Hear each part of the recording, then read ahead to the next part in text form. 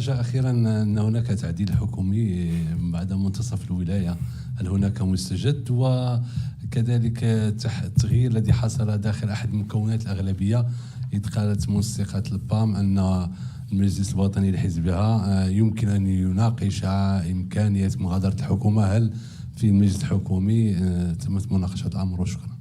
هل تمت مناقشة الموضوع في المجلس الحكومي؟ الجواب هو لا، لم تتم مناقشة الموضوع في المجلس الحكومي، لأن هذه القضايا لا تناقش في المجلس الحكومي، تناقش في الفضاءات المخصصة للأغلبية. موضوع التعديل الحكومي أجبت عنه غير مرة، والجواب الذي قدمته في مختلف المناسبات هو ما زال صالحا، لأنه يجب أن تتوفر الظروف السياسية والدستورية ولا بد من توفرها، وهذا إجراء اللي هو إجراء يعني عادي